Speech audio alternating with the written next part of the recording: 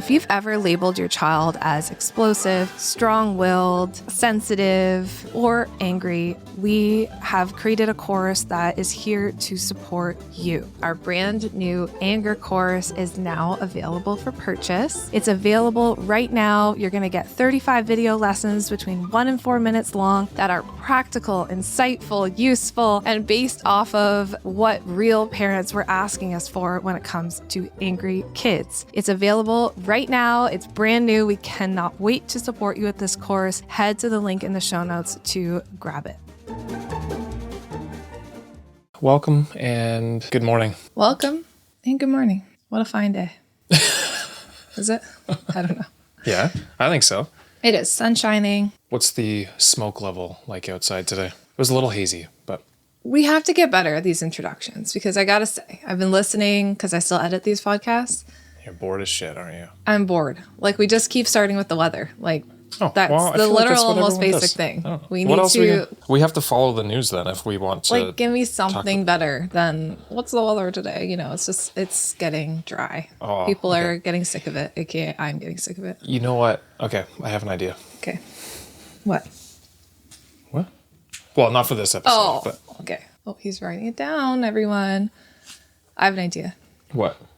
What's one thing that you're looking forward to right now? Oh, yuck. That's how you want to start it? My intro was, I'm just going to come up with dad jokes, and I'm just going to give you one dad joke at the beginning, and you're going to love it. No? Birds are chirping. It's just like... You mean crickets? Oh, crickets are chirping. You don't have anything you're looking forward to that you want to share? What's on your heart?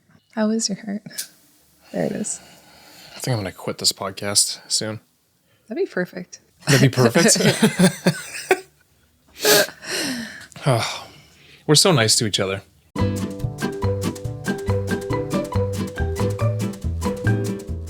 Welcome to Robot Unicorn, hosted by my parents, Jess and Scott. I hope you enjoyed the episode. All right.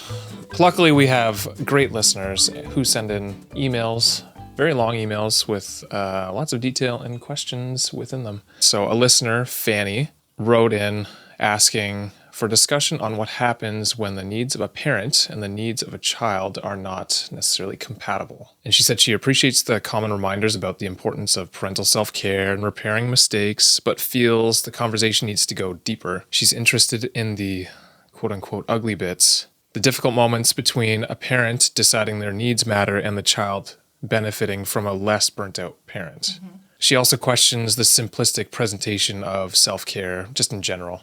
And she highlighted that there are real-world financial and time constraints that make things like therapy or time away from a child difficult, among many other self-care things. She also raised the issue of a parent struggling with their own mental health and its impact on their child or children, especially when they can't afford or immediately access help. So Fanny felt like this was a deeply needed topic that isn't being discussed in depth online right now. Huge. I love that she brought this up. Yeah, it was a great email. Really good. Scott and I both read the email and immediately we're like, yes, we need to definitely talk about this. We've been getting quite a few more ideas lately from... Yeah, and thank you. We want your ideas. Which has been great. I know you have questions for me, so maybe this is a question that you have for me, but just to start it on the human level, has there ever been a time when you felt this way? Like your mental health was struggling so much that it was hard to kind of balance the need of taking care of yourself and also taking care of our kids, and you felt like you kind of had to choose, or you weren't quite sure how to do both? Well, I want to say yes, but like when I had that major issue a few years ago now, I don't know that I was... No, I did think about that actually, but I was able to rely on you, which maybe a lot of couples don't have that relationship where they can rely on the other one and talk. Like I think we talked about that at the time, that I needed to rely on you. But then we also had other stresses, so then we were both kind of stressed. So me dealing with some mental health issues and then having other stresses in our life. I don't know. It was just a stressful time. We had a few years there that were very stressful. And of course that comes out in your parenting. Yeah, of course. I was thinking about it this past week, how there have been several situations, especially with work, where I feel like we're just so stressed about certain things that are going on that even when we're home, especially because we work together, then we're talking about it more, and it's hard to not be distracted by that always. So then you're having a hard time actually being together with your child or your children. It's really hard to be present when your brain is somewhere else. Or your nervous system is activated because you're having, like for you, some sort of trauma response in your body, right? Yep. I feel like during that time, you're probably a little more irritable with the kids. Like it was probably more difficult to parent than when you're coming from a calm, regulated place where most things in your life are going decently well. Yeah. It just is. And same for me. I totally related to the thing where she was like, it's not always realistic to get out of the house or to go to therapy. I think of after our third daughter was born, especially those first couple months postpartum, but then really the first year, she didn't take a bottle ever. So then you're home you have all your kids, you have a baby who doesn't take a bottle. So really the max you can be away from them is like 2-3 hours at a time. And she didn't really sleep through the night for the first year and a half. And I was also working. So basically, if you have all those things in place, and I was trying to support you with your mental health crisis, like the idea of, just go to therapy or go do a yoga class or take care of yourself, that wasn't even in my head because it was like, I was just in pure survival mode. So I could totally relate to what she was saying. Like, we talk about self-care now, but we're in such a different position than we were. Yeah, we talk about, to be honest, I will say. We don't love the word self-care. Yeah.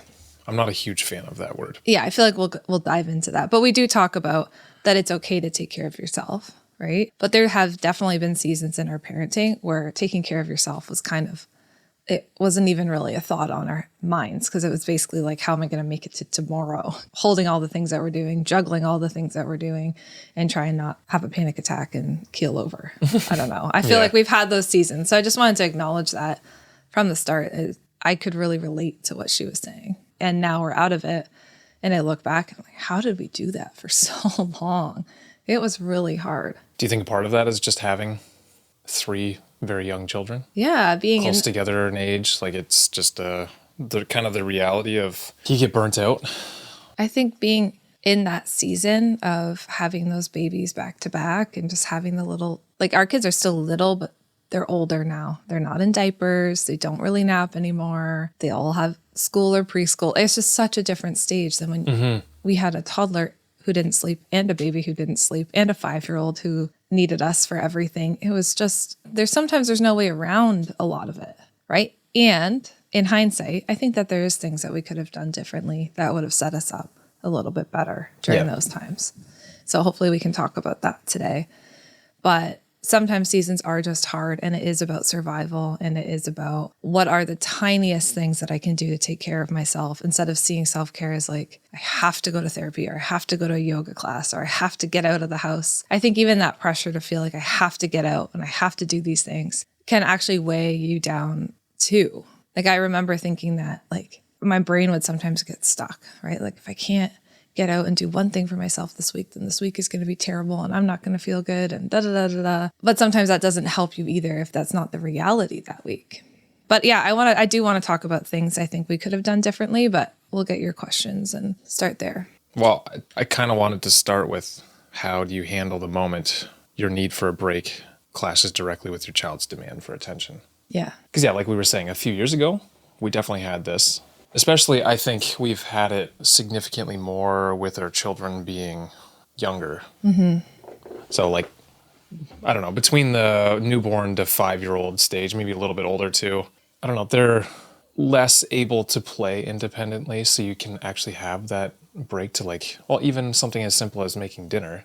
You'll have one of the children or potentially 2 or all 3 of them kind of clinging on to you as you're trying to make dinner or you're trying to do laundry or you're trying to do anything. You have them clinging to you. So it's not like you even get a break to do any one of those things. I think where I see this come up for us now is our children stay up a little bit later. Mm-hmm. And so I see it come out for me where it's like, I've put them all to bed. They've all had maybe even 30 minutes of my time at bedtime. And then our oldest, I get sometimes a little bit triggered. She'll be like, Mommy, stay with me longer. Stay with me till I fall asleep. And in my head, I'm like, we've had a nice discussion. I've asked you all sorts of questions. We've talked about your day. It's still going to take me another 25 minutes laying here if I lay here with you till you fall asleep. And then basically I might as well go to bed. Yeah. You know, like that 30 minutes, that's my only real time to myself all day. And so then I feel this competing, like, she wants me to lay with her and I want to do that. And at the same time, if I do that, then I have zero time for myself. And that's going to also make me feel resentful. So sometimes there is that clash, right? Yeah. And there are times when I say to her, we've had our time together and I know you want me to stay, but I am going to go downstairs now. Like I also need that time to be a good mom. So that's an example of where that comes into play now. And then she'll be sad. And then that's hard because then you feel guilty about it. And what I know now, what I learned is that that's okay for her to be a little bit sad. It's different if I don't give her any time, right? But if that means that I get that 30 minutes where I can shower, take care of myself, refresh after a long day, so that I can then turn and be the best mom I can be the next day, sometimes there is that give and take. Yeah. Now, I will say some people will say that something like a shower should be considered self-care. That's just a part of... Yes, I've gotten flack for that before. Yeah, something that that's not like just an basic extra hygiene. little thing that you should be thankful that you have time to do. Like that's a necessity for you to have a shower. So, I mean, I'm sure you'll get here and I'll talk about how I managed this in the early years. But I think sometimes we build up in our heads so much of like, I have to have my self-care time. I have to have this. I have to have that. That it actually becomes, and I want to say this delicately, because yes, of course we need time for ourselves. We're still human beings on top of being parents, and parents don't have to be martyrs that just give themselves fully to their kids and then have absolutely nothing left for themselves. And I think sometimes we build up our need for all these things for self-care so much that we forget the little ways that we can take care of ourselves when we're with our kids. Or that maybe showering can be self-care. Like for me, when I took a shower last night, this literally happened last night. Or our daughter's like, I want you to lay with me. I already had stories with her, talked to her, blah, blah, blah. I'm like, no, hon, I have to shower. I have to take care of myself because I haven't had time to do that yet today. I've been going since the moment I woke up. And okay, mommy, sad face. I give her a big hug. I'll check on you after and make sure you're sleeping. I went in the shower, took a long shower, did the full shave, did the whole thing, cleansed my face, put on my moisturizer, my skincare routine. Then I put on a face mask and terrified Scott when I got downstairs. That was quite something to behold. And so I think there's ways that you can make these little things, like it's not just a shower, I did the full thing and I felt really refreshed after that. Like a hygiene shower, just washing your body off is a little different than taking time to do that whole routine. Yeah. And I felt really refreshed. But something that also refreshes me is when I lay down with the kids and I don't rush through bedtime and I just take time to bond with them and get to know them and spend time with them. Like to me, that also feels refreshing. And I think we don't talk enough about how sometimes time with our kids can feel refreshing. And I know that that's not self-care, that's not being alone, but sometimes I think we just build it up so much that I have to do it alone. Like being alone is the only way to take care of myself. And, yeah, right. And I push back on that a little bit. But I'm curious to hear your thoughts because that also could just be me and my nature too. Yeah, I think it is a little bit because, I don't mind putting the girls to bed and I do try to make it fun and everything and I try to enjoy it. But at a certain point, it's getting to you get ready to go time of night. I'm like, I have things that I have to do. So if it takes significantly longer, I have a bunch of work to do. Like I have to replace some lights in the house or whatever. Like I have things to do during the week. Yeah. So I try as soon as we're done work to spend time with the kids. We go to the park or go for a walk, whatever. But then I kind of want, and again, doing those things is not necessarily self-care. It's just stuff that I know that I need to do around the house. So I try and set that boundary with them that it's already this time. So I've been with you for this long. It's time for you to go to sleep now. I have to go do some of my own things for the family or for me or whatever. Yeah, and I think that's okay. Yeah, well, right? and even... we don't need to feel guilty about that. Well, and yeah, I don't. Scott, yeah, I don't. I struggle more with the guilt side. But I feel like that's because I know that as soon as I'm done work, I'm spending the rest of the night with them until they go to bed. And then after that, I have only a short amount of time to do other things for myself. So it doesn't bother me as much that I have only a certain amount of time to do that. So then I have to say, okay, I actually let you go to bed a little bit later tonight. That means that I can't read you 2 books or whatever, or 3 books. Yeah. I can only read you 1 or 2 because you need to go to sleep. It's a little bit later than normal. And also I have to do all these other things tonight. Yeah. And I think it's okay to disappoint your kids sometimes, right? To have them say, oh, I wish you could stay longer. And for you to actually model to them I'm really talking to parents who have already really invested in their relationship with their kids here. I mean, I feel like there's parents on the flip side who we would be like, you need to prioritize your relationship with your kids a little bit more. So I think Scott and I are speaking kind of, and that's most of you who are similar to us, who already spend so much time investing in their kids that sometimes it's okay to say, I know you wish we could do 5 books tonight, but there's things that I have to get done around the house, or there's things I have to do for myself tonight. And so that means we can only do 2. I always think about a friend of mine who I was feeling so guilty one time on a work trip. And I don't take work trips very often. I'm really mindful of how often I go away. But I was on a work trip and I was basically just like drowning in guilt for being away from the kids. And then she just said, when your daughter is your age and she goes on a work trip, do you want her to feel this way? Like, would you be happy if she felt the same amount of mom guilt that you feel on a day-to-day basis? And like, imagine you were the grandmother here and like your daughter was you, like what would you say to your daughter? And I'd be like, I'd say you're a pretty good mom, like, and maybe just enjoy your work trip and give yourself some grace and know the kids are taken care of, and stop beating yourself up thinking that you're the worst mom in the world for being away from them for 2 days. Right. And I think that mindset's really helped me a lot, because I don't want, and we have 3 daughters, but if we had sons, same thing. Like, I don't want our girls to grow up thinking that being an adult means giving everything to everyone else all the time, to the point where you're drained out and so exhausted that you can't function. That's not something I want to pass down to them. And that really has changed my mindset to be like, it's actually okay for them to see me set a boundary. It's okay for them to see me go to a yoga class one night and you put them to bed or whatever it is. That's actually okay, so that they can see what it looks like for a woman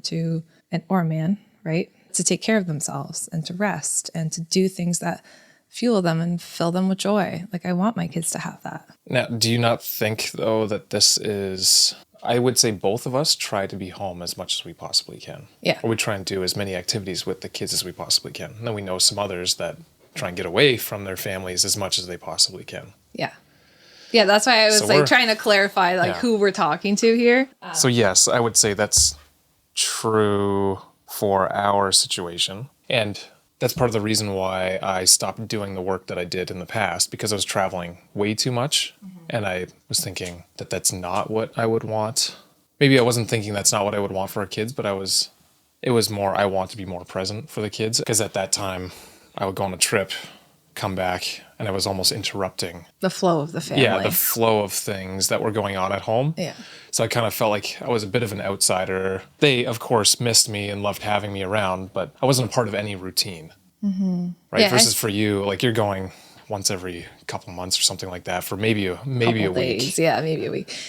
I think that that's also true too. So in terms of talking about self-care, and I think first, before we talk about taking care of ourselves, we have to talk about nurturing the relationship with our kids, making sure that that's there. And that's where I was trying to get to, where I was talking about how that in and of itself can be fulfilling. Like, I think we forget that nurturing the relationship with our kids can be fulfilling, and it can make parenting less draining because you're feeling connected with your kids and you feel like you have that solid relationship with them. Whereas if our whole goal is like, how can I get out of the house as much as possible to take care of myself? Well, your kids are going to feel that. And then they're going to act out more and have more attention-seeking behaviors. And then you might feel like you need to escape even more. So I feel like there is a point to that. Like, if we're trying to get away as much as we can, it does impact the kids as well. And I don't know, it's so nuanced, right? Like, it's really hard to say. Yeah, because I'm sure there's a lot of different situations too. And I mean, we're talking about our own experiences here, but I think even something like a single parent taking care of one or more kids on their own, there's no one else. Like, who's going to help? Yeah, exactly. You're in it every single day. That's right. So I think, again, like, you want to say, yes, take care of yourself. But then in the same sense, like, is that always realistic either? So let's go back to talking about when you have the really little kids at home, or thinking about, like, so for the first bunch of years of our marriage, Scott just mentioned he traveled all the time for work. So it was mostly just me at home with our daughters at the time, taking care of them. And we lived without family around. So a lot of it was just me on my own taking care of them. So how do we do self-care in those seasons of life, right? Where you don't really have a lot of support. Your kids are really little, so they physically need you. One thing that really helped me was trying to figure out little ways I could bring in self-care into the things I was already doing. So I'll give you an example. Bedtime would be tough, especially when you were gone, especially putting 2 kids to bed. Yeah, 2 very young children to bed. Yeah, it was a lot. So I would think to myself, what can I do that will bring me some joy within this bedtime routine? So I would do things like make myself a hot chocolate in a thermos and just be drinking that as I'm like getting the kids to bed and stuff, like just something. And even like from a sensory perspective, like the heat of the tea or the hot chocolate would just kind of be calming to this nervous system as I was going through that routine. Sometimes when I would be rocking a baby for hours and hours to sleep, I would just bring my headphones and I'd listen to an audiobook or a podcast or even just calming music, like something so that I didn't feel like I'm just trapped in this chair and I can't do anything right now. Or I'd watch a show on my phone, things like that, right? And I wouldn't feel guilty about it. Like some moms are like, I could never watch a show on my phone. I feel too guilty to have the blue light around my baby while I'm nursing her or something. I wouldn't worry about that. So I try and find... It's also, there's studies kind of debunking that whole idea too. Right. So don't stress yourself out. No. It's more the intellectual or the stimulation like from whatever is on the screen that causes you to stay awake. But anyways. Or 2 of our kids had these split nights. So I feel like for like 5 years, basically, I was dealing with these split nights. And it would always happen around a developmental leap. And I used to get so enraged with these split nights because what a split night is basically means your child sleeps till like 2 a.m. and then they're awake from 2 to 4 and then they fall back asleep. And it's like, it would always be 2 hours. And so I would be in the room for 2 hours trying to get these kids back in their crib. It just wouldn't work. So eventually, and I know this goes against all the sleep advice, I would just be like, you're up. I know you're going to be up for 2 nights. I know this is the developmental leap. I would take them downstairs. I would make myself a tea. I would throw on a trash reality show, and I got through a lot of seasons of trash reality TV. Thank goodness it was without me. And I would start to look forward to like, oh, I can watch my show that Scott doesn't want to watch. Like, this is my special show. And we would be in the living room of our house until the baby would fall back asleep in my arms, and I'd bring them back to bed and I would go back to sleep. And those were like the little ways I took care of myself so that I didn't totally lose my mind. And the kids were always still there. But it's about thinking of like, what can I do that will bring me some joy while I'm doing this hard thing in parenting? And I found that those things really help me survive some of the hard days. Yeah, and I would say, well, okay, first of all, can we agree on using something other than self-care? Because I already despise that term. I know, because self-care, you just think bubble bath and like getting my nails done. I just think I could get my nails done 500 times. If I'm coming home to 3 chaotic kids, then one who just wants to suck on me all the time because they don't take a bottle, like it doesn't matter if I can get, it doesn't matter how many times I get my nails done. It's still hard, right? I don't know. I know that's like sounds crass, but like that is life. That was life for a long time. It's too, I don't know, maybe it's too mainstream. I don't love that. Bubble baths and candles. Like, what would you say? Well, so for myself, I feel like, well, we know this about me. I need to move in general. But because I was traveling as much as I was, I don't know that was ever a problem. I would use the hotel gym every morning. Right. Was I doing anything specific for myself at that time? Not really. When I was home, do you remember me doing anything? We would incorporate this is incorporating our kids into things that we like to do. Yeah, like we loved going to the farmer's market. Yeah, we would go to the farmer's market and get old-fashioned donuts made by this Amish family. And that would be pretty much every Saturday. And we liked doing that. And it got us out of the house. We didn't have to like cook or clean. That would be our breakfast on Saturdays. We still do that. It's a ritual that we all like. Yeah. Well, Jess gets to watch us every time, but... Yeah, I mean, I don't get to eat donuts because celiac problems. But I actually love the ritual of donuts, even though I don't eat them, right? And so on Saturday mornings, donuts are for breakfast. I feel like, I know we don't want to use self-care, but that is a form of caring for ourselves. So that Saturday mornings, we don't have... because you rearrange, it doesn't mean I'm not saying we don't have dishes. We don't have to think about breakfast. We know what it is. If we have friends over, we know what we're serving them. And sometimes we'll invite people over on Saturday mornings because everyone who knows us knows that in our house, we have donuts on Saturdays. So people stop by. It's a time of togetherness. And we're with the kids the whole time. But I do feel like it brings us joy and satisfaction in our lives. Another way is like Friday night pizza or takeout. every Friday. And if takeout's not in the budget, like you can do frozen pizza or chicken nuggets or whatever you want to do, like simple dinners on Friday. Yeah, like sometimes we make pizza pockets. Yeah, we'll make like our own. in a homemade sandwich maker, which is honestly, the kids like it better than regular pizza. And if dishes are something that burns you out because you're struggling, to stay on top of your house, do it on a paper plate. Throw a blanket on the floor. Like we throw a sheet on the floor. You can use paper plates, watch a movie, and have like a cheap, easy dinner. Like I think that's a way that, again, you can nurture yourself. Oh, there it is. You can Nice. nurture yourself while you're still with your kids. I think a lot of the things that we do in these really little years is how do we take the pressure off? And how do we make a lifestyle that's sustainable rather than just add in bubble baths every now and then? Yep. Friends, we have exciting news. The Anger course is now available. This course was created for parents of kids who would be labeled as angry, strong-willed, sensitive, or explosive. It's meant for kids ages 3 to 9 years old. Inside the course, you're going to find 35 video lessons, all between 1 and 4 minutes long, really easy to digest, covering everything from your triggers, how you view anger, of course, your childhood experiences, to what anger is and why it presents the way it does, and how even sensitivity plays into it. And then you'll finish it off with some scenarios and really practical tools. The whole thing's only an hour and a half long because we know you're busy. We can't wait to support you. Head to the link in the show notes to grab the Anger course right now. Why does it seem like kids have a sixth sense for needing us when we have the least energy? At least it feels that way. They do. Our children are wired to be very in tune with their parents, right? Because their world revolves around us. And if they sense that we are off, and the only way they regulate is through our calm, they're immediately going to be off. I think of the times our kids have been most off, not listening or defiant or however you want to describe it, it's typically when we are most off. And then it leads to this family culture of dysregulation. Everyone's dysregulated, everyone's amping each other up, and it's really, really hard. So I think in terms of what can you do about that, sometimes if you're going through a really difficult season, your kids just need to know that it's not about them and that they are safe and that they are okay. Do you think that would work for, let's say, our 3-year-old?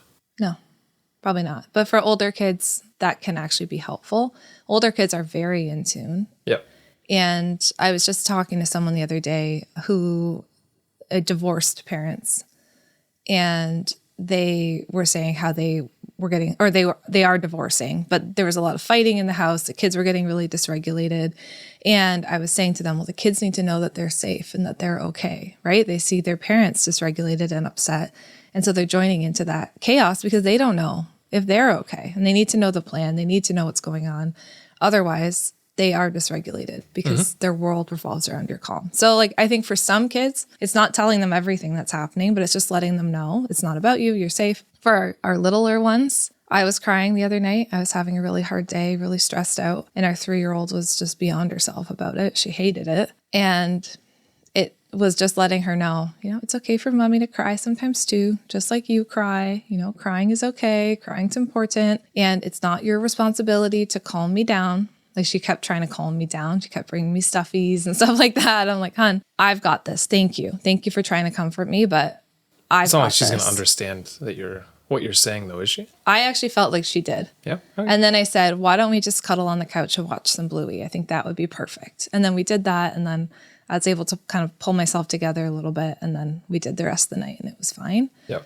But again, she needed to know it wasn't her responsibility to calm me. And we needed to have something that maybe we could do together just to kind of help me get back to my regulation too. Yep. But what do you think? What do you think? Because I like those are things I do. But when you were really dysregulated and the kids definitely felt it, what did you do to help yourself? I definitely had conversations with them about it. I explained exactly why I was feeling that way. Pretty positive. I talked to them, but it's not their job to fix it for me or anything like that. Mm-hmm. It's just because of the situation. I don't know whether this is healthy or not, but I really enjoyed cuddling up next to one or a couple of them. I feel like that's a common thing for me, is like I just like to cuddle up with the kids. Mm-hmm. Just remind myself of... I think it's beautiful. Yeah, okay. That's good. So it's not unhealthy then. As long as you're necessarily. not depending on them for all your regulation, No. right? But if they're willing to snuggle with you, Yeah, it's more like I'll watch Bluey with them and I'll Yeah. just kind of have them cuddled up underneath my arm. I found in my most stressed out seasons, like there was nothing more peaceful to me than laying beside my kids until they fell asleep and just laying there for a few minutes beside Yeah. them, right? Again, that's where I think we forget about how reciprocal our relationship with our kids can be. Like they can also give us some regulation and calm too. Now, do you think there's any difference between a parent who is very tired and a parent who is burnt out? Yeah, I think they're two different things. So what would you say is the difference? Tired Because I feel like is- that's important to discuss too, right? Like if you're just really tired versus you're completely burnt out, I think they're quite different. Yeah, I think tired is my kids kept me up late or they didn't sleep well this whole week and I'm exhausted. So we're going to have 2 movie days in a row this weekend just so I can kind of get some energy back. And that's fine. That's parenting. Everyone's going to have weeks like that. Burnt out is this extended tiredness. And I think one of the biggest signs of burnout is you're just not finding joy in your life anymore the way you used to. Like things that used to make you excited or happy or the hope that you used to have for the future. Like when I see someone who's burnt out, they've lost those things. Are you not potentially describing someone having depression? Yeah, like I think there can be a lot of overlap between burnout and depression. I think a lot of people who are burnt out are also depressed. But I think burnout more so comes from you've had so much demand on you for so long that your body just starts saying no. Like I can't do this anymore. And your mind starts saying no too, and things just kind of start shutting down. And totally it can lead to depression. But I think when we're looking at burnout, we're looking at what caused this. And often for parents, it's too much demand, too little help, too many things on their plate with not enough things that are fueling them and bringing them joy again. And it leads to this state of like, almost like a freeze. Like your body's just like, you get really sick. Your body tells you, I can't do this anymore. I know when I was burnt out, I was crying all the time. I just didn't want to get out of bed. And a lot of it, was also probably depression at the same time. But if I looked at why I got there, it's because I was doing way too much for way too long. And my body just said, no more. Now, do you think social media has contributed to parents becoming more burnt out than ever? I think it can, absolutely. Like, Because I was looking at a bunch of research and it was showing something about parents who use social media and are on it for like an extended amount of time are typically more likely to be burnt out or depressed or something like that. I can't remember what it was now.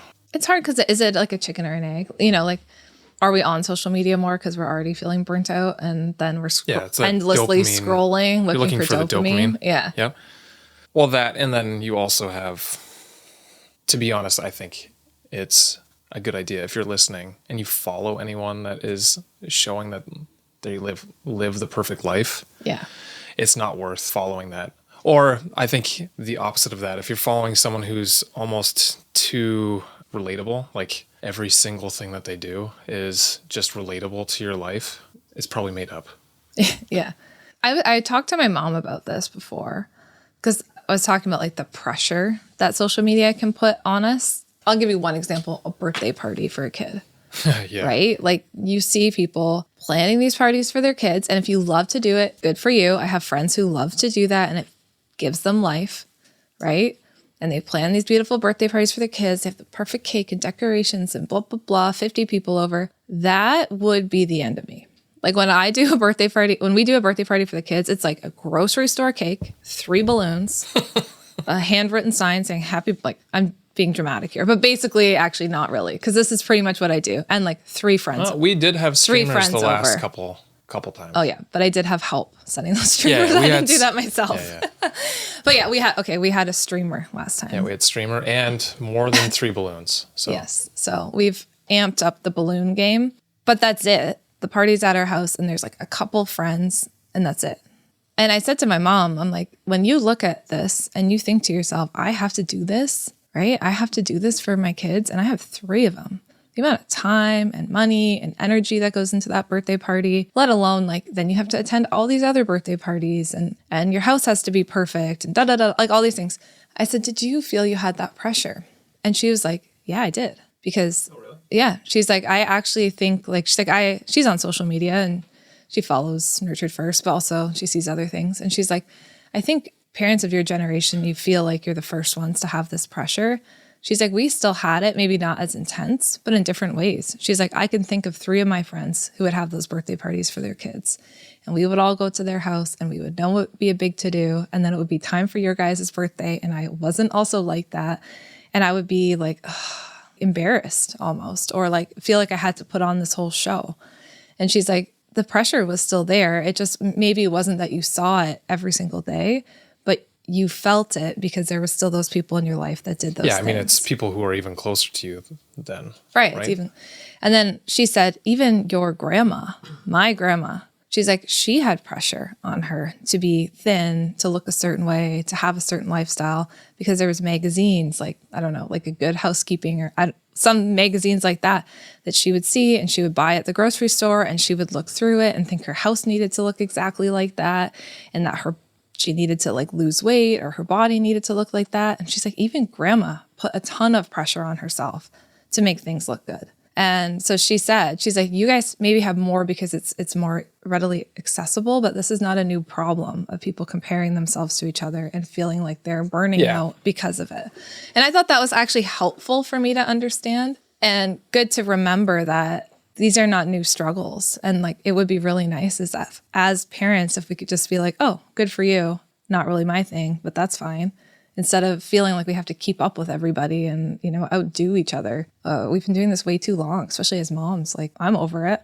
I'm very upfront with my friends. I'm like, if you come over, it's a fruit tray and it's takeout. Like, I'm not cooking you a whole fancy dinner, and that's fine. And I think when you can lean into what you're good at and what you like to be, to go back to the burnout, it really helps. Like, stop trying to become a parent that you're just not, just to keep up with everybody else. Yeah. It really, really relieves some pressure when you can recognize that, like for me, maybe I'm not the house that has the homemade gourmet meal when my friends come over, but I'll totally get you pizza and takeout, and we'll throw a towel or a sheet down on the floor and our kids will all watch a movie together and we'll hang out outside and chat and have a nice time.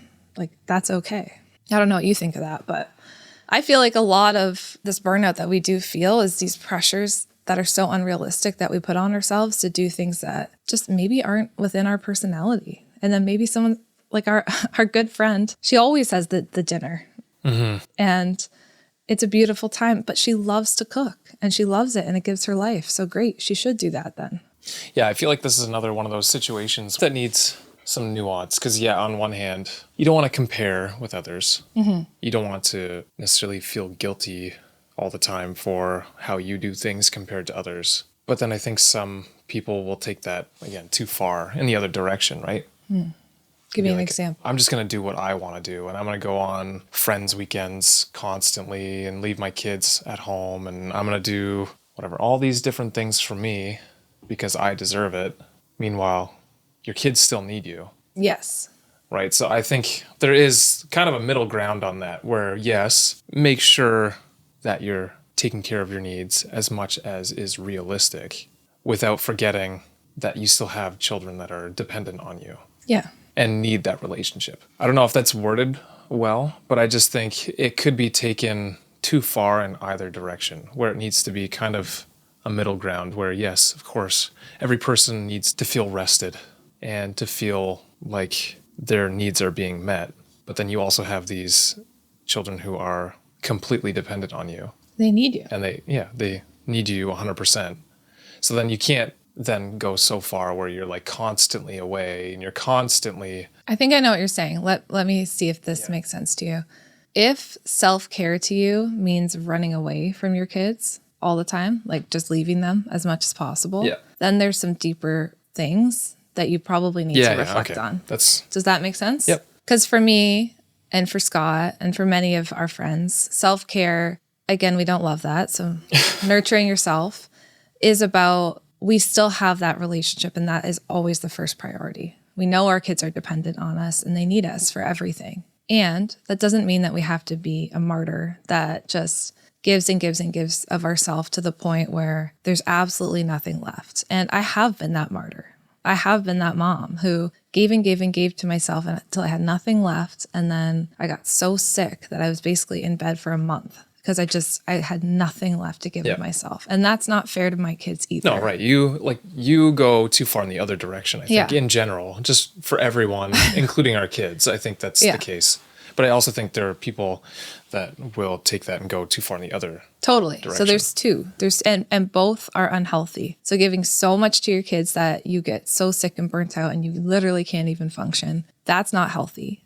And then you have to ask yourself, what are some ways I can take care of myself and take this burnout off my plate, right? And then that's what we're talking about. The things that you do with your kids, like the paper plates one night a week or takeout or, and then the other thing is, maybe there are some boundaries you can set so you don't feel like that martyr. But then to Scott's point, there's also the parents who just are like, the only way I can feel like myself is if I get away from my kids as much as possible. And then in the same way as if you were being a martyr, I'd want you to ask yourself, what am I running away from here? What is actually at a deeper level going on for me that I feel like the only way I can take care of myself is not being home, right? Because I feel like those parents, there is often something else going on, whether it's too hard to connect with my kids, like their behavior is bothering me too much, like I have to get out, I'm stressed out about my own life. Like there's something deeper there if self-care to you means running away. So we have to question kind of where it's coming from. Yeah.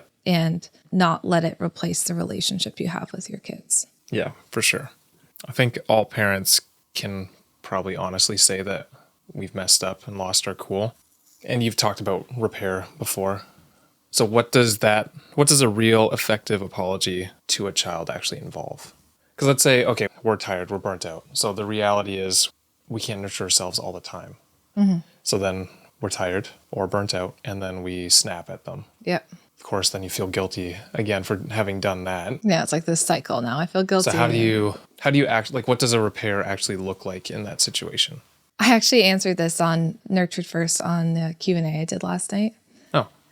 And someone said, how many times do I have to apologize if I've really yelled at my kid or something? And I actually said, apologize sincerely once, make sure they understand you, and then let your changed behavior be your actual apology. I think sometimes we apologize way too much for our kids, and actually over apologizing makes our kids feel a little bit unsafe because it's actually a little bit like, can they really trust our leadership if we're coming to them like begging for apologies? Kids need the one apology in a sincere way, but what they really need to know is that we're going to do everything under our power to change the way that we behave so that we don't keep yelling at them. Our words are essentially meaningless if we keep doing the same thing, right? So let's say you've had a day and you just feel like you snapped all day long. The apology comes at night. I'm sorry. I had a really hard day and I took it out on you. That was not fair. And you're obviously saying that this has to happen when you as the parent are cooled down. Yeah. Don't apologies in the moment. I'm sorry. Yeah. Kids can read right through a fake apology, right? So I like to apologize when I'm calm. We come back. Hey, I'm so sorry. I had my own thing going on. I was really stressed out about it. And I snapped at you and that was not fair. Next time I have my own thing going on, maybe I'll just let you know that I need some space or, I'll try and work that out on my own without snapping at you. And then the real apology happens when the next time I do have my own thing going on, I do what I said I was going to do. Right. Yep. And so I think we need to hold that accountability as parents too, instead of just apologizing over and over, because it actually threatens our leadership a little bit if all we do is say sorry, but we don't actually make change. Right. So what you're saying is apologize sincerely when you are calmed down. So not in the moment, but don't over apologize. Yeah. So it's kind of if it is sincere, that one apology means a lot, but then you have to actually make change. And that doesn't mean not messing up in the future. You might mess up the next day and apologize again, right? That's different. But using the repair or the apology doesn't mean you just have free reign to then yell whenever you want either, right? Like it means that I think kids are smart enough to see that you're actually trying or not trying. Yeah. I think that makes sense. We need to take accountability for our own words and actions too. Yeah. Yeah. I mean, we're adults, so that makes sense. So for parents with very little time, very little money, little to no village to support them, what does self-regulation actually look like? How can they regulate themselves better so that they don't necessarily snap when they are feeling tired or burnt out. And again, this is, of course, we want to talk about nurturing yourself, doing things that fill you up, but just in general, I don't know, it's a busy week. You're bringing the kids here, there, you're in school, you're coming home from work, you're trying to get lunches ready. Like it's pretty hectic having young kids. Okay, so let me just give you some examples of what I did in those seasons, because we've definitely had those seasons where we had very little money, very little time, and no support. Yep. So some things that I did, and take it or leave it, I would build my day in a way that would feel exciting to me and would have things that I would look forward to. So for example, I took my kids to do a lot of free stuff. And in those seasons when I had 2 little kids at home, I would always try and get out in the morning. So getting out of the house really helped my mental health, because when I was home all day, I found that I lost my cool a lot more. So I would every morning try and get out to a playground to go for a hike with the kids.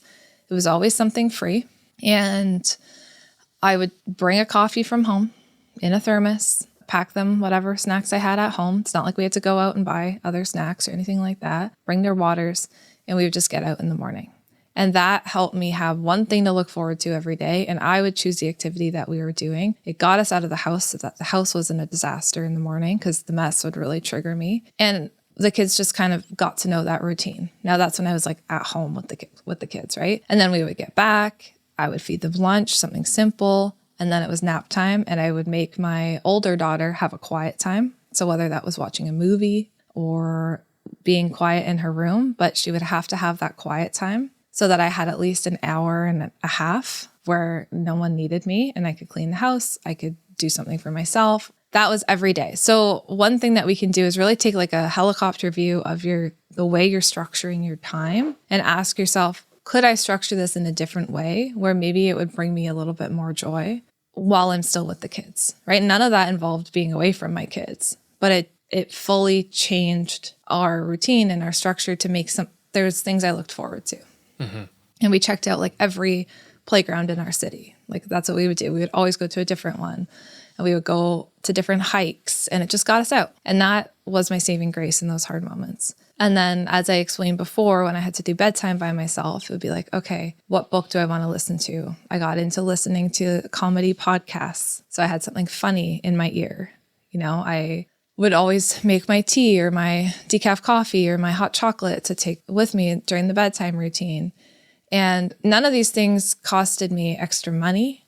And they all were with the kids because I just simply didn't have support at the time based on where we lived and our life. But it did help me feel like I could get through the day. And then the other thing I did that did help was join some groups. So I ended up joining like a mom's group at a local church that I didn't even go to. And then I knew one morning every week I would see other moms, and they had like a childcare there, and we would get to just chat, and that was free too.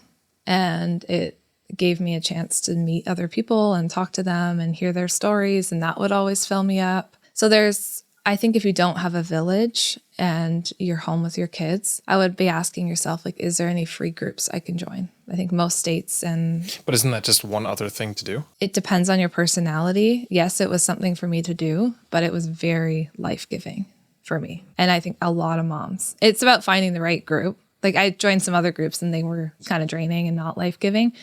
But the stay-at-home mom life, like right now I'm just kind of talking to moms who are in that season. Often you don't talk to another adult for the entire day, right? Yeah. I needed to hear some adult conversation that really helped me feel like myself and really got me through. Because when you go to a group of moms and everyone's like, oh, I didn't sleep last night either. It's like, oh, okay. So I'm not alone in that. I feel normal. And then the other thing was for me also finding the things that I liked. And so at that time, that's when I actually started Jessica Grace blog. Like I was working on it at that time. And it gave me something that felt like me, something that I enjoyed doing, reading research, analyzing it, writing blog posts on it. That became Nurtured First for anyone who is new to the podcast. But finding those little pieces of myself, I think, was really helpful too. But all of that was done with the kids around, and it was still hard. It didn't make that easier. There's still tons of days I cried myself to sleep and had a hard time. Like it's so physical and emotional and exhausting when you're in those stages. And those things really did help. Yeah, I don't know. Do you have anything to add to that? I would say as the kids have gotten older and there's almost an expectation to put them into extracurricular activities, I would personally recommend reducing the total numbers. So you're not doing something different every single night. You're not out bringing, if you have a couple kids or something like that, even one, but you have them in multiple things in the week. If you're already drained out, taking them to another extracurricular event or activity doesn't make sense to me. Okay, so now if we fast forward to now, the ages our kids are at now, so school age.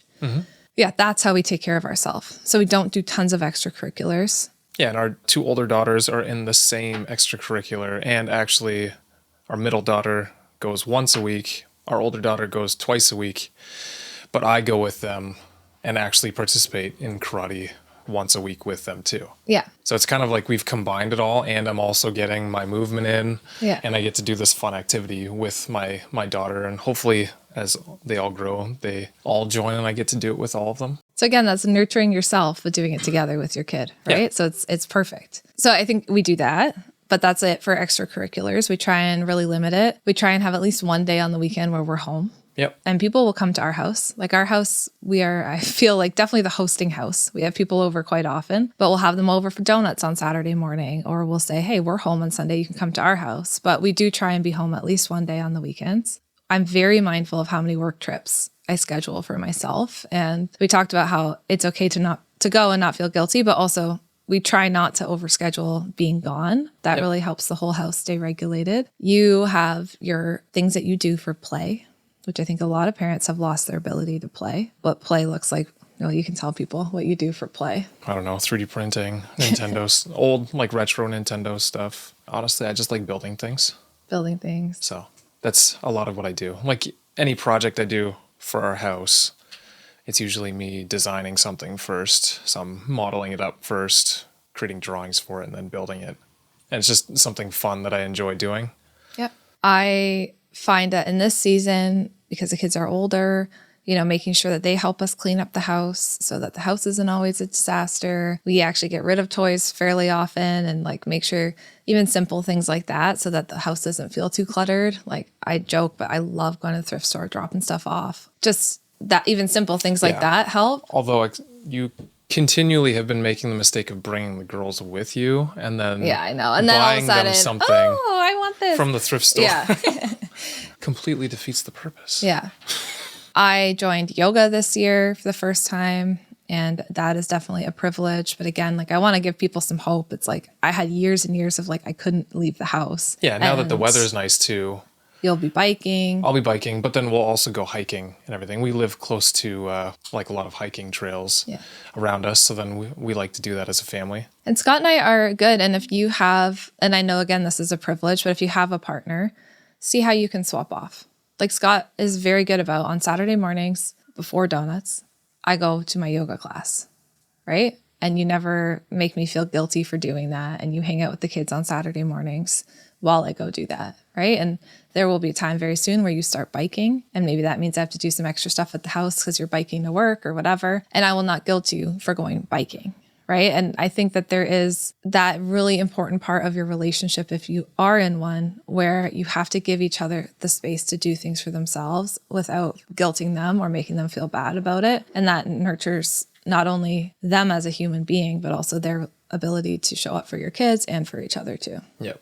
Okay. What I found in the research in preparation for this episode was that there seemed to be the recommendation for self-compassion over self-care. So I was wondering if you could potentially speak to that and why self-compassion might be more critical than self-care. Absolutely. I think that's actually a lot of what we've been talking about today, right? The guilting yourself. I think it's incredibly important to have compassion on ourselves. Like you said, though, not to mean, I'm so compassionate on myself, I can do anything I want and I can do no wrong, right? That's also unhealthy. Yeah. But I was going to say that I feel like guilt it's a human emotion. So there must be times where there's a reason for feeling it, right? Not maybe crippling guilt, but I don't know. I feel like it's there for a reason. It helps you kind of guide yourself a bit. Not that it shouldn't like cripple you and riddle you with anxiety because you feel guilty for having yelled the one time or having done this one thing one time. And I think we all deal with it different. yeah, Like as someone with anxiety, yeah. guilt to me can feel crippling and I can be so hard on myself that it's ridiculous. But guilt for others can be a really helpful and important emotion to listen in. I think guilt can tell us, okay, something happened here that maybe doesn't align with my values. Just ask yourself, why am I feeling guilty? Where is this coming from? And then you can find out if, okay, so I'm feeling guilty because I yelled. Well, that's actually a pretty good feeling. Like if I didn't feel guilty about yelling, I'd be more worried. Yeah. Okay, so I can apologize and try and do things different. Or if you're like me and you just have crippling guilt over everything, then the question is, okay, is this guilt really serving me here or am I now just beating myself up? I've apologized. I'm changing my behavior. I can let the guilt know I don't need you to take over my mind and I can have some compassion on myself, right? I'm a human parent. I'm going to make mistakes. I'm not going to do everything perfect. That's okay. The relationship I have with my child can actually withstand me not doing everything perfect all the time. And how can I give myself grace? Because if I can't do that for myself, I'm like, this helps me. Like if I can't give myself grace, I'm also going to teach my kids to be like really hard on themselves and never give themselves grace because they're going to see me as the model. And I don't want that for them either. So I've really had to practice just who I am, giving myself extra grace and reminding myself that all humans make mistakes and I don't need to be perfect in order to be a good mom. Yeah, I think that makes sense. So we talked about social media and I don't know, all the pressures. So whether it's because of social media or not, or amplified because of it, but in a world where I feel like there's a lot of conflicting advice about even the idea of self-care versus attending to your child's needs, not that they are necessarily opposing, but how can parents learn to trust their own intuition again if they've lost that ability? You can read my book. You like how I set you up for that? Yeah, you really set me up for the book. You know, it's so funny because this whole conversation, I actually have had the book in my mind. If you didn't know, I just announced a couple weeks ago that I'm writing a book. It's official now, so we can share it. But in the book, I really talk about how tuning in with our own intuition, a lot of it is actually remembering what it was like to be a kid, right? And remembering the things that we were good at and the things that we knew and the things that we were capable of as children before the world kind of taught us how to think and taught us to not trust ourselves. And so I think even with in terms of the self-care and feeling guilty and like this discussion too, two things. First, remember the things that brought you joy when you were a child, the things that you liked to do, because often those are the things that are going to help you feel more at peace now. And I think for me, things like swimming, like I loved to swim as a kid. It was like my favorite thing to do in the whole world. And then over time, I just like lost the chances to do that and even lost the confidence to like want to go in a bathing suit and jump in the pool, right? And then last summer, my daughter's like, can you do cannonballs with me in the deep end? And I was like, yeah, why not? And we just did cannonballs over and over. And I had the time of my life. Like it was such a blast. And it was the first time in a while that I just felt like I was just having fun, you know? So I think sometimes in our most burnt out seasons, it's like, remember what you used to do that brought you joy and helped you have fun. And try doing those things now. And maybe try doing them with your kids and see if that brings some joy back. And then in terms of tuning in with your intuition, you know, kids are so good at this. Like, I feel like naturally kids are very, like they're led by their impulses, right? But they're also led by, like, they kind of know what they want to do and say, and they don't really think twice about it, even if it's the wrong decision, but they're very in tune with themselves. And so... Yeah, it's a lot of being driven by impulses. Yeah, they're driven by impulses. Ages. And eventually they learn how to control them, but sometimes we learn how to control our impulses too much, where we don't trust ourselves at all. And I think sometimes for parents, you have to ask yourself before you ask everybody else in your life, what is it that I actually want to do right now? Like, what matters to me in this moment? What do I think the right answer could be? And I think when it comes to child rearing, we just rely on every other expert in the book, right? Or on Instagram or whatever, instead of asking ourselves, what do I believe is the right thing? And I know that happened to me, especially around sleep. When our oldest was born, I just relied on everyone else to tell me how to get my kid to to sleep, right? And we've talked about this before, but we ended up sleep training her, cry it out, and everything in my body was like, this is wrong. This is not what I want to do. But because some expert said I had to do it, that's what I did. And over time, I learned to tune back in with that instinct. And I think it helps us a lot, even with tantrums and all these things, right? And I write a lot of these style of posts on Instagram, but if you don't know how to respond to your child in a moment, just quickly pause and be like, okay, imagine I'm 3. Imagine I'm on the floor right now having a huge tantrum and I'm looking up and I see my mom looking down at me. What would I want? Just ask yourself that. And usually that's enough to be like, oh, all they really need from me is just to sit beside them while they cry. Oh, okay, I can do that, right? Like it's actually, I think parenting's a lot more intuitive than we think, but it's just gotten lost. So I want parents to tune back in with that. I think that's a great place to stop.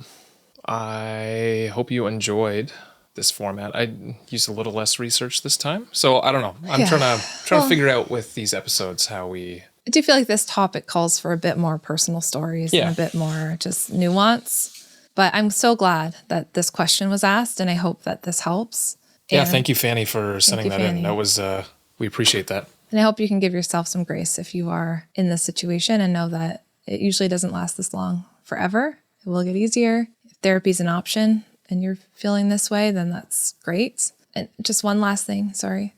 We haven't talked enough about community today too, but if there are people in your life that you can lean on, like I think we have become this society that is so individualistic and like we all think that, like we all feel like we're in these silos raising our kids. And it's just not meant to be that way. And I know when I was feeling like I was in a silo raising our kids, it was the most difficult thing in the world. Now we live near family. We're privileged enough to have some help from some family members and, friends that live close by. But if you have anyone in your village, see how you can lean on them, see how you can go out to mom groups or whatever it is to build that village, because truly we do need a village to do well. And we're not meant to do this by ourselves. Well said. All right. Well, we'll talk to you next week and let us know if you have any topics that you'd like us to cover as well.